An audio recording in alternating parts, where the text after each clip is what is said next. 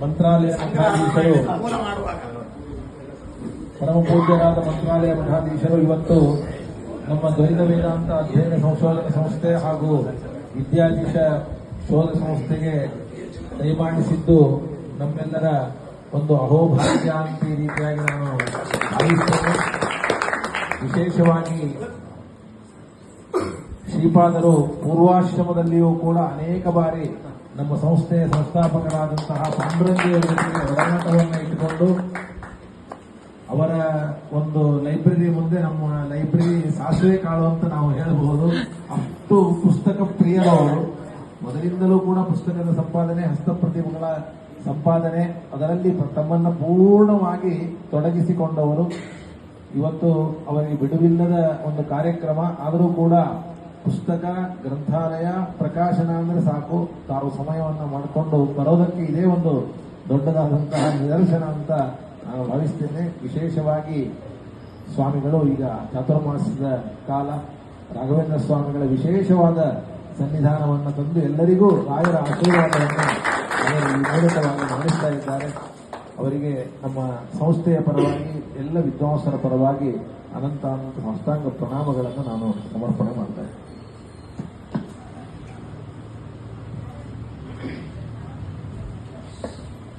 ಶ್ರೀ ಗುರುಭ್ಯೋ ನಮಃ. ಹರಿ ಓಂ. ಆಪಾದಮೂಲಿ ಪರ್ಯಂತಂ ಗುರುಣಾಂ ಆಕೃತಿಂ ಸ್ಮರೇತ್ ತೇನ ವಿಘ್ನಾಃ ಪ್ರಣಶ್ಯಂತಿ ಸಿದ್ಧಂತಿ ಚ ಮನೋರಥಾಃ. ಬೆಂಗಳೂರು ಮಹಾನಗರದಲ್ಲಿ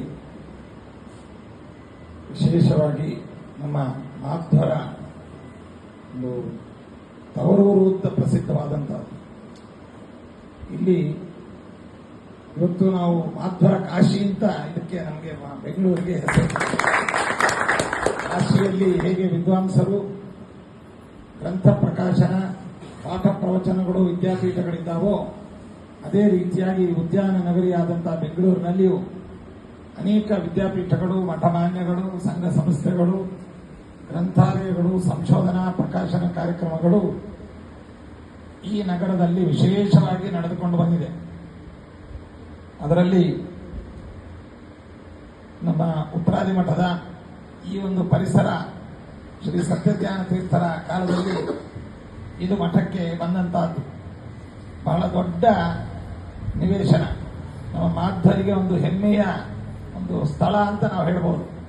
ಇಂಥ ದೊಡ್ಡ ನಗರದಲ್ಲಿ ಇಷ್ಟು ಒಂದು ಬೀದಿಯೇ ಉತ್ತರಾದಿ ಮಠದ ಬೀದಿ ಅಂತ 4 ಬೀದಿಗೆ ಇದ್ದಂತಹದ್ದು. ನಂತರದಲ್ಲಿ ಶ್ರೀ ಸತ್ಯಪ್ರಮೋದ ತೀರ್ಥರು ಈ ಪ್ರಾಂತವನ್ನು ವಿಶೇಷವಾಗಿ ಅಭಿವೃದ್ಧಿ ಮಾಡಿ ಮಠವನ್ನ, ವಿದ್ಯಾಪೀಠವನ್ನೆಲ್ಲ ಸ್ಥಾಪನೆ ಮಾಡಿದರು.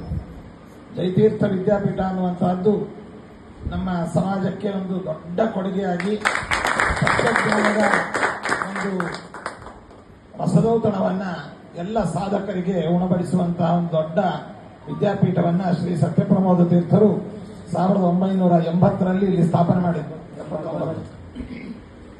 ಅಂದಿನಿಂದ ನಿರಂತರವಾಗಿ ನೂರಾರು ಸಂಖ್ಯೆಯ ವಿದ್ವಾಂಸರುಗಳು ಸಮಾಜಕ್ಕೆ ಕೊಡುಗೆಯಾಗಿ ಬಂದಿದ್ದಾರೆ.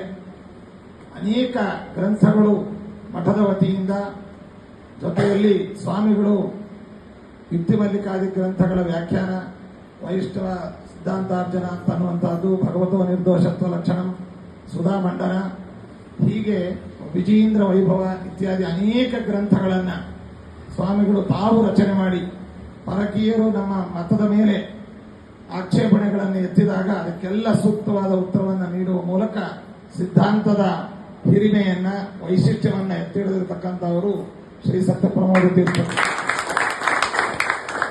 ಒಳ್ಳೆಯ ತಪೋನಿಷ್ಠರು, ವಿದ್ಯಾವಂತರು.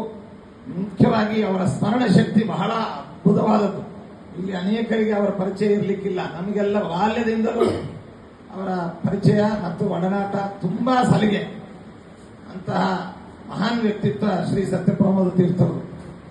ನಮ್ಮ ಪೂರ್ವಾಶ್ರಮದ ತಾತಂದಿರು ಶ್ರೀ ಸುಜೀಂದ್ರ ತೀರ್ಥರು, ಅವರು ಮೈಸೂರಿನಲ್ಲಿ ಸಹಾಧ್ಯಾಯಿಗಳಾಗಿದ್ದಂತಹದ್ದು. ವಾರಾನ್ನವನ್ನ ಇಬ್ಬರು ಕೂಡ ಜೊತೆಯಲ್ಲಿದ್ದಂತಹ ನೆನಪು ಮತ್ತು ವಿಷಯಗಳನ್ನು ನಾವು ಹಿರಿಯರಿಂದ ಕೇಳಿ ತಿಳಿದಿದ್ದೇವೆ. ಹಾಗಾಗಿ ಸತ್ಯಜ್ಞಾನಾಚಾರ್ಯ ಗೊತ್ತು. ಸತ್ಯಪ್ರಮೋದರನ್ನ ನಮ್ಮ ತಾತಂದಿರಲ್ಲಿ ನಮಗೆ ಎಷ್ಟು ಸಲಿಗೆ ಇತ್ತು ಅದಕ್ಕಿಂತ ಹೆಚ್ಚು ಸಲಿಗೆ ನಮಗೆ ಸತ್ಯಪ್ರಮೋದರಲ್ಲಿ ಇತ್ತು. ಅಂತಹ ದೊಡ್ಡ ಜ್ಞಾನಿಗಳು, ತಪೋನಿಷ್ಠರು, ಸತತವಾಗಿ 50 ವರ್ಷಗಳ ಕಾಲ ಪೀಠದಲ್ಲಿ ಇದ್ದು ದೇಶದ ಉದ್ದಗಲಕ್ಕೂ ಕೂಡ ಸಂಚಾರವನ್ನು ಮಾಡಿ ತತ್ವಜ್ಞಾನವನ್ನು ಸ್ಥಾಪನೆ ಮಾಡಿದರು. ನಿಜವಾದ ಸನ್ಯಾಸ ಧರ್ಮದಲ್ಲಿ ಏನು ಗ್ರಾಮೈಕರಾತ್ರಿಕರಾಗಿರಬೇಕು ಅಂತಿತ್ತು, ಅದು ಅವರಲ್ಲೇ ನಾವು ಅಂತಹ ಸ್ವಾಮಿಗಳ ಒಂದು ತಪಸ್ಸಿನ ಫಲವಾಗಿ ವಿದ್ಯಾಪೀಠ, ವಿದ್ವಾಂಸರು ಇದೆಲ್ಲ ಕೊಡುಗೆಯಾಗಿ ಬಂದಿದೆ. ಅದರ ಜೊತೆಯಲ್ಲಿ ಶ್ರೀ ವಿದ್ಯಾಧೀಶ ಸಂಶೋಧನಾ ಕೇಂದ್ರ ಅಂತೇಳಿ ಶ್ರೀಯುತ KT ಪಾಂಡುರಂಗಿಯವರು ಲೌಕಿಕ ವೈದಿಕದಲ್ಲಿ ಬಹಳ ನಿಷ್ಣಾತರಾಗಿದ್ದಂಥವರು, ಸರಳರು.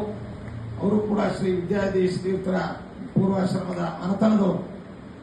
ಅಂತಹ ಅವರು ಒಂದು ಸಂಶೋಧನಾ ಕೇಂದ್ರವನ್ನ ತಾವು ಧಾರವಾಡದಲ್ಲಿದ್ದಾಗೂ ಅದನ್ನು ನಡೆಸಿಕೊಂಡು ಬಂದರು. ಅದನ್ನ ಹೆಚ್ಚು ವಿಸ್ತರಿಸಿ ಬೆಂಗಳೂರಿನಲ್ಲಿ ಸ್ಥಾಪನೆ ಮಾಡಿ ಅನೇಕ ಗ್ರಂಥಗಳ ಪ್ರಕಾಶನ. ಇವತ್ತು ಭಾಗವತಾದಿ ಗ್ರಂಥಗಳಿಗೆ ನಮ್ಮ ಮತೀಯ ವ್ಯಾಖ್ಯಾನಗಳು ಹಿಂದೆ ಸೌನೂರು ಗೋವಿಂದ ಅವರು ಪ್ರಕಾಶನ ಮಾಡಿದ ಮೇಲೆ ಮತ್ತೆ ನಮಗೆ ಯಾರಿಗೂ ಅದು ಸಿಗ್ತಿರಲಿಲ್ಲ. ಅದನ್ನೆಲ್ಲವನ್ನೂ ಕೂಡ ಪುಸ್ತಕ ರೂಪದಲ್ಲಿ ತಂದರು. ಅನೇಕ ಹಸ್ತಪ್ರತಿಗಳನ್ನು ನಾವು ಕೂಡ ಅವರಿಗೆ ಕೊಟ್ಟದ್ದು. ನಮ್ಮ SR ಪಾಂಡುರಂಗಿ ಅವರು ಅದಕ್ಕೆ ಸಾಕ್ಷಿ ಇದ್ದಾರೆ. ನಮ್ಮ ಸತ್ಯಜ್ಞಾನಾಚಾರ್ಯ ಗೊತ್ತು, ನಮಗೂ ಅನೇಕ ಕೊಡ್ತಾ ಇದ್ರು. ತುಂಬಾ ಸರಳರು. ಬೆಂಗಳೂರಿಗೆ ಬಂದಾಗ ನಾವು ನಮ್ಮ ಪೂರ್ವಾಶ್ರಮದ ತಂದೆಗಳು ಅವ್ರ ಮನೆಗೆ ಹೋಗಿ ಅವ್ರನ್ನ ನೋಡದೆ ಹೋದದ್ದೇ ಇಲ್ಲ. ಇಲ್ಲಿಗೂ ಕೂಡ ಪ್ರತಿ ಬಾರಿಯೂ ನಾವು ಬರ್ತಾ ಇದ್ವಿ. ಆದ್ರೆ ಇದು ಕಾಲಾಂತ ಪೂರ್ವಾಶ್ರಮದಲ್ಲಿ ನಡೆದದ್ದೆ. ಪೀಠಕ್ಕೆ ನಾವು ಬಂದ ಮೇಲೆ ಒಂದ್ಸತಿ ಬಂದದ್ದು ನೆನಪಿದೆ ನನಗೆ. ಜೊತೆಯಲ್ಲಿ ಬಂದಿದ್ದೀನಿ. ಆಮೇಲೆ ಇನ್ನೊಂದೇನು ಅಂತಂದ್ರೆ ಅವತ್ತು ಯಾರು ಇದ್ದಿಲ್ಲ. ಮಧ್ಯಾಹ್ನದಲ್ಲಿ ನೀವಿದ್ರ, ಅವರಿದ್ರು. ಬಂದಿದ್ದೇವೆ. ಈ ಸಂಶೋಧನಾ ಮಂದಿರದಿಂದ ಇವತ್ತು ಏನು ಮುಖ್ಯವಾಗಿ ಹೆಮ್ಮೆಯ ವಿಷಯ ಅಂತಂದ್ರೆ ಋಗ್ವೇದಕ್ಕೆ ಅನೇಕ ವ್ಯಾಖ್ಯಾನಗಳು, ಭಾಷ್ಯಗಳ ಸಮೇತವಾಗಿ ಮುದ್ರಣ, ನ್ಯಾಯಾಮೃತಕ್ಕೆ ಅನೇಕ ವ್ಯಾಖ್ಯಾನಗಳು, ಶ್ರೀಮತ್ ತಾತ್ಪರ್ಯ ಚಂದ್ರಿಕಾಕ್ಕೆ ಶ್ರೀ ಸತ್ಯಪ್ರಮೋದ ತೀರ್ಥರು ಆ ಕಾಲದಲ್ಲಿ 6 ವ್ಯಾಖ್ಯಾನಗಳ ಸಮೇತವಾಗಿ ಸುಧಾ ಗ್ರಂಥವನ್ನು ಅವರು ಪ್ರಕಾಶನ ಮಾಡಿದರು. ಅದನ್ನ ರತ್ನಮಾಲಾ ಸಮೇತವಾಗಿ ಮತ್ತೆ ಈ ಸಂಸ್ಥೆಯಿಂದ ಮುದ್ರಣ 10 ಭಾಗದಲ್ಲಿ ಬಂದದ್ದು. ಹೀಗೆ ಒಂದಲ್ಲ ಎರಡಲ್ಲ ಅನೇಕ ರತ್ನಗಳು ಸಾರಸ್ವತ ಪ್ರಪಂಚಕ್ಕೆ ಕೊಡುಗೆಯಾಗಿ ಬಂದಿದೆ. ಅಂತಹ ಒಂದು ಸಂಸ್ಥೆಗೆ ಇವತ್ತು ನಾವು ಇದನ್ನ ಒಂದು ವಿದ್ಯಾಲಯ, ದೇವಾಲಯವಾಗಿ ಭಾವಿಸಿ ಈ ಒಂದು ಪವಿತ್ರವಾದ ಸ್ಥಳಕ್ಕೆ ನಾವು ಬಂದಿದ್ದೇವೆ. ನಮ್ಗೆ ತುಂಬಾ ಸಂತೋಷವಾಗಿದೆ. ಬಹಳ ಹೊತ್ತಿನಿಂದ ನಾವು ಕಾಯಿಸಿಬಿಟ್ವಿ ವಿದ್ವಾಂಸರನ್ನ, ವೈದಿಕರನ್ನ. ಆದರೆ ಬೇರೆ ಬೇರೆ ಕಾರ್ಯಕ್ರಮದ ಒತ್ತಡದಿಂದ ಬರಲಿಕ್ಕಾಗಲಿಲ್ಲ.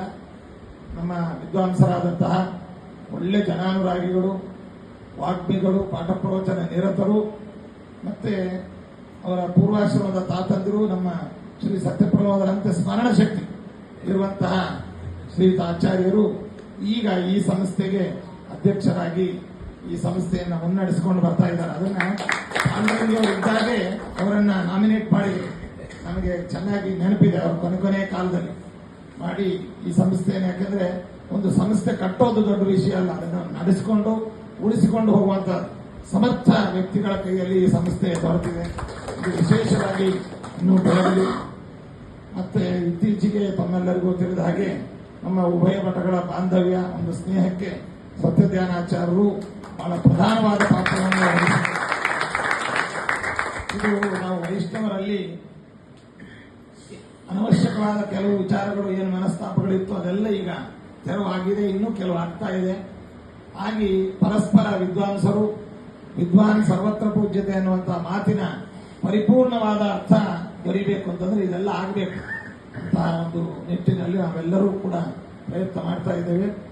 ನಮ್ಮ ಪ್ರಸ್ತುತ ಉತ್ತರಾದಿ ಮಠಾಧೀಶರಾದ ಶ್ರೀ ಸತ್ಯಾತ್ಮ ತೀರ್ಥರು ಕೂಡ ಬಹಳ ಸರಳವಾದ ರೀತಿಯಲ್ಲಿ ಉದಾರ ಮನಸ್ಸಿನಿಂದ ಈ ಸಾಮರಸ್ಯ, ಈ ಹೊಂದಾಣಿಕೆ, ಈ ವೈಷ್ಣವರನ್ನು ಒಟ್ಟುಗೂಡಿಸಬೇಕು ಅನ್ನುವಂತಹ ವಿಶೇಷ ಪ್ರಯತ್ನವನ್ನ ಮಾಡಿ ಅವರು ಕೂಡ ಹೆಜ್ಜೆಯನ್ನ ಇಟ್ಟಿದ್ದಾರೆ. ಅದರ ಫಲ ನೀವೆಲ್ಲರೂ ಕೂಡ ಕಾಣ್ತಾ ಇದ್ದೀರಿ.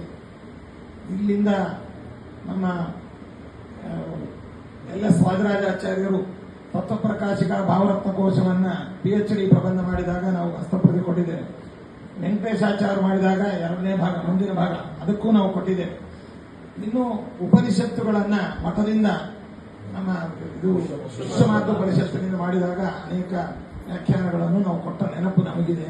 ಹೀಗಾಗಿ ಇದು ಪರಸ್ಪರ ಎಲ್ಲ ಗ್ರಂಥ ಪ್ರಚಾರ ಆಗಬೇಕು, ಪಾಠ ಪ್ರವಚನಗಳಾಗಬೇಕು, ಗ್ರಂಥ ಪ್ರಕಾಶನ ಆಗಬೇಕು.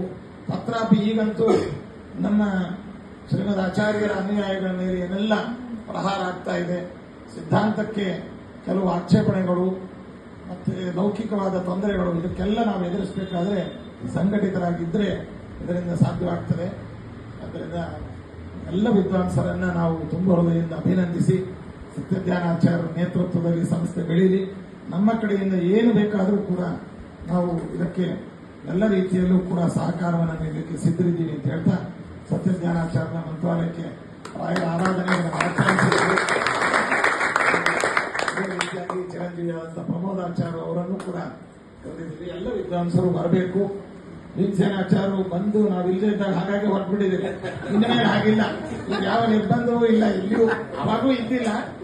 ಆದರೂ ಮನಸ್ಸಿಗೇನು ಮುಜುಗರ ಇಲ್ಲದಂತೆ ಎಲ್ಲರೂ ಮುಕ್ತವಾಗಿ ಬಂದು ಹೋಗಿ ಮಾಡಬೇಕು ಅಂತ ಸಂದರ್ಭದಲ್ಲಿ ಹೇಳ್ತಾ ಎಲ್ಲರಿಗೂ ಮತ್ತೊಮ್ಮೆ ನಾವು ಅಭಿನಂದಿಸಿ ನಮ್ಮೆರಡು ಮಾತುಗಳನ್ನು ಮುಗಿಸ್ತಾ ಇದ್ದೀವಿ.